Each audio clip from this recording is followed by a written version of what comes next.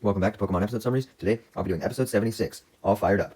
The episode begins with Ash and the gang having finally arrived at Indigo Plateau. We were finally at the Pokemon League, guys. Ash is just excited as us, as he keeps declaring how he was going to win and do his best and all that type of shit. He makes Togepi cry his eyes out, but he doesn't give a fuck. He continues his cheering and cheering and cheering, despite being super loud and annoying, which causes Togepi to cry even further. Surprisingly, Misty isn't too pissed off by this, knowing that Ash will calm down eventually, as Brock has stated. But, would he though? I don't know.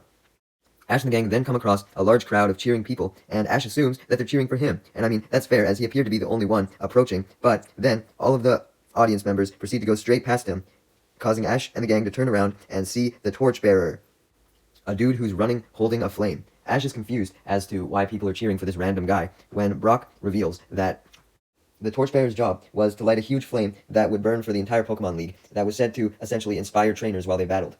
So, basically, this guy was a big deal, as the inspiration was key in a lot of battles. And the flame was what really ignited, no pun intended, the ambitions and competitive spirits of all the trainers, which made the battles more exciting. Another thing that makes the torch special isn't just its ability to inspire trainers, but the fact that the flame was said to come from the Firebird Pokemon, Moltres, who was a legendary Pokemon. As the torchbearer continues to run with his Hitmonchan, as well as Officer Jenny trailing behind him to make sure nothing happened to him, Ash uses his Pokedex to learn about Moltres, which essentially reveals Moltres' legendary status and how fucking epic it was. This led Ash to want to catch Moltres one day and train him to be a super strong Pokemon that he could use, but Misty reminds him that if he couldn't even train a Charizard, he probably couldn't train a fucking legendary Pokemon, and Ash falls to the ground in embarrassment. After realizing that he probably couldn't train Moltres though, and that Misty and Brock were right, he decides that the next best thing would be to carry a part of Moltres, which was the flame of the torch. So he decides to go up and request the current torchbearer for the torch.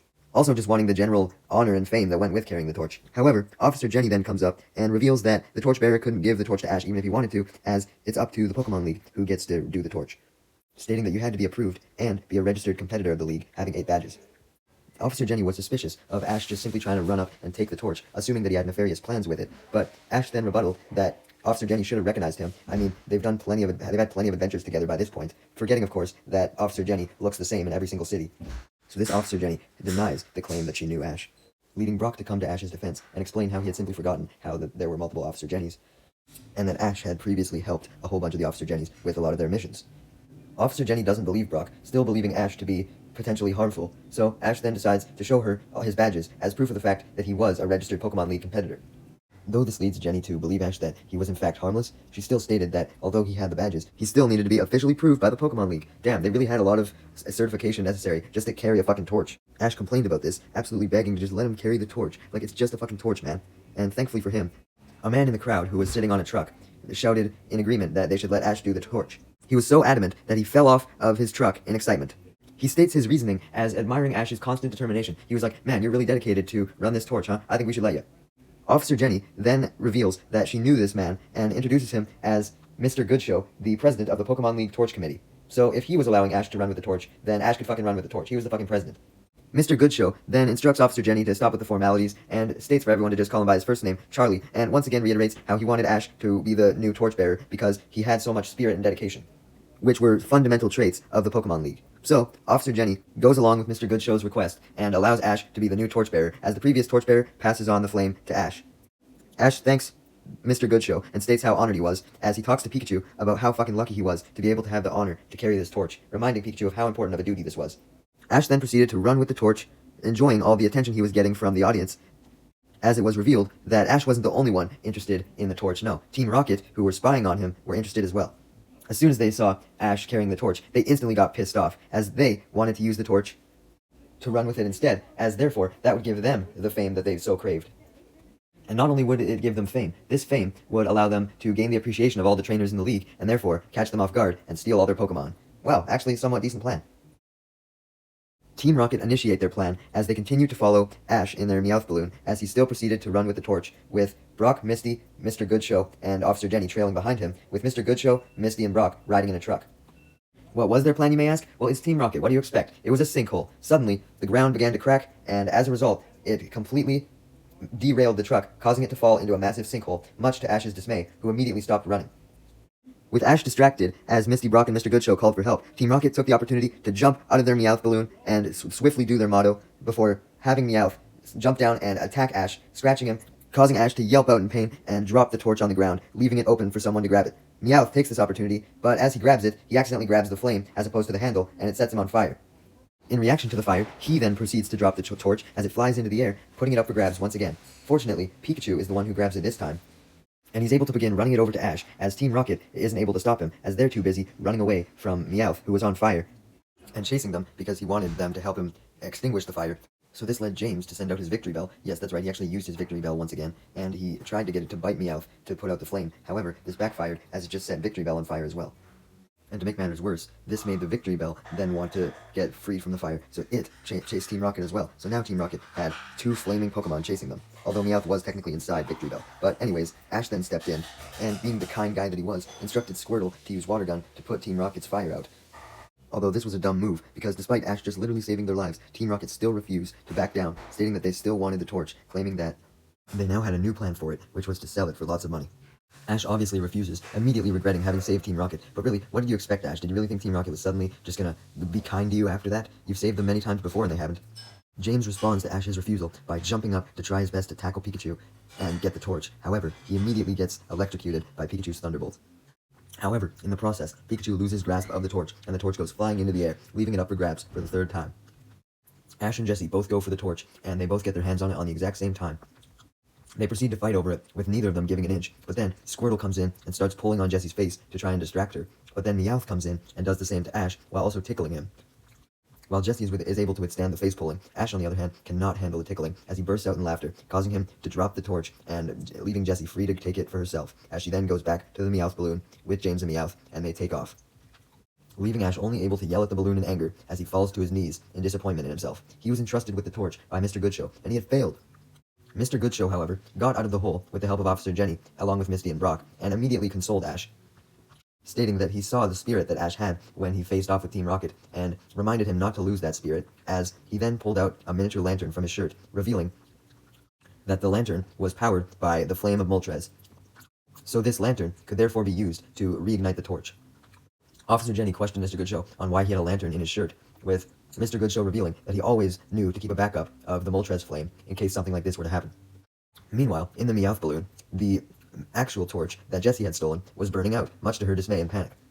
Meowth then noticed a switch on the bottom of the torch, which likely meant you could control the severity of the flame inside of it, and he proceeded to turn it up, believing that that would obviously reignite the flame, and it certainly did, but way too much, as it literally burned Jessie, James, and Meowth almost to a crisp, and in the process, just fully extinguished the flame because it was so big.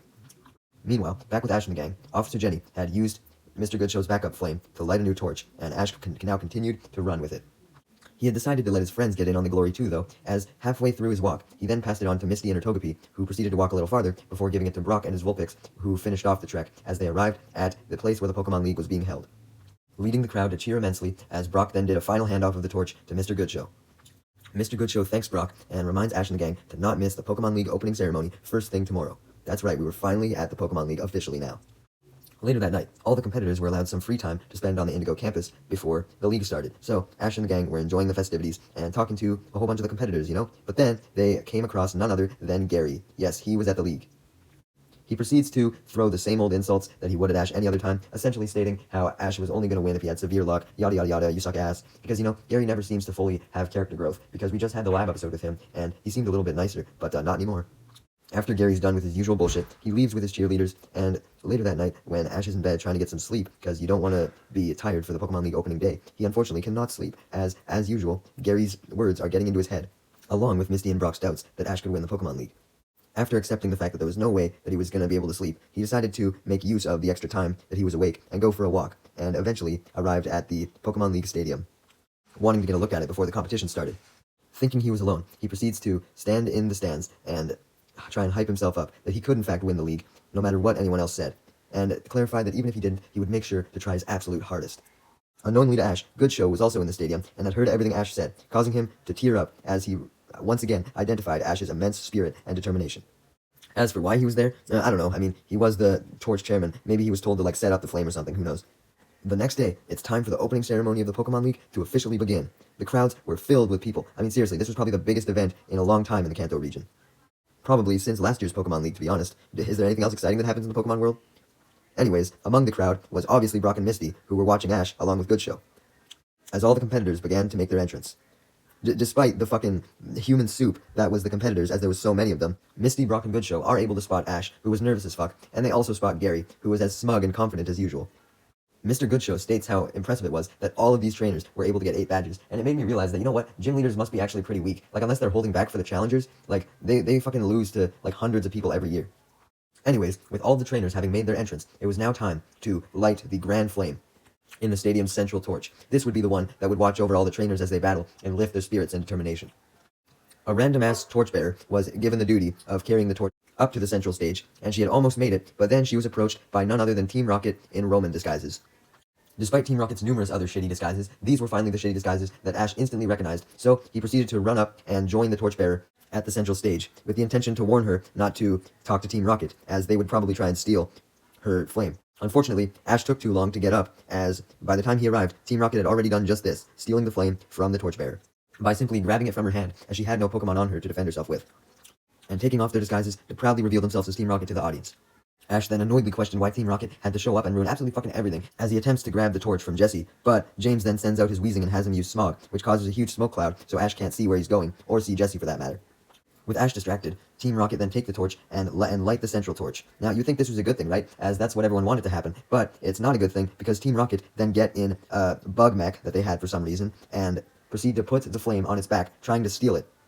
Why did they want to steal this big flame, you may ask? Well, their plan was to use the flame to attack all of the competitors, and then they would eventually extinguish the flame, and then trap all of the competitors' Pokemon inside of the giant central torch. With the smoke now having cleared off, Ash and Pikachu rush down, and Ash has Pikachu use a Thunderbolt on Team Rocket's mech in an attempt to save all the competitors, but unfortunately for Ash, Team Rocket had specifically designed this mech to be electricity-proof. Damn, they were actually kind of smart this episode. Ash then tries another plan, which is sending out his Bulbasaur and having it use Razor Leaf, but the leaves are instantly incinerated by the flame as they make contact with the mech, much to Ash's dismay. But what did you expect? Fucking grass versus fire. Fire's obviously gonna win. Before Ash can use any other potential plan, he is then backed against a wall as Team Rocket approach closer to him. They then move even closer to him as the flame is about to hit him. That's right, Team Rocket was literally gonna fucking kill Ash with fire, despite Ash literally saving them from fire earlier in the episode. How ironic, and Team Rocket are such fucking cunts. Ash, not wanting to let Team Rocket get away with attempting to steal the torch, decides to willingly kill himself so that Team Rocket get punished for killing a kid, hoping that they would finally go to jail as he stood doing absolutely nothing as the flame engulfed him, along with Pikachu and Bulbasaur. But for some reason, the flames didn't do any damage to him whatsoever, and he stated that they weren't even hot. This wasn't because of Ash having plot armor though, no. It was because the flames had taken their true form as the legendary bird Pokemon Moltres, and Moltres, being a living being, wasn't nearly as hot as full-on fire, so that's why Ash was able to survive being hit by Moltres as opposed to the fire. Everyone is in shock at seeing Moltres, with a lot of people not even believing that it existed in the first place, with the exception of Mr. Goodshow, of course, who obviously believed in it, due to believing in the whole flame tradition. The Moltres then charged full speed at Team Rocket's mech, destroying it entirely and sending Team Rocket blasting off, hopefully for the entire goddamn league. Then, the Moltres returned to its regular flame form and went back into the central torch, reigniting it. Mr. Goodshow then proceeds to give the opening speech about how this year's central torch should keep everyone's spirit and determination especially bright due to being lit by none other than Moltres itself. Not just one single flame of Moltres, but the entire embodiment of Moltres was in the central torch. As Ash listens to the speech, he thinks of Moltres, thanking it for all of its help. I mean, it literally saved his goddamn life, and then it chose to ignite the flame for his first ever Pokemon League. The episode ends with all of the competitors cheering at Goodshow's speech, and Ash declaring to Pikachu that they were going to try their absolute best to win, as the torch burned bright.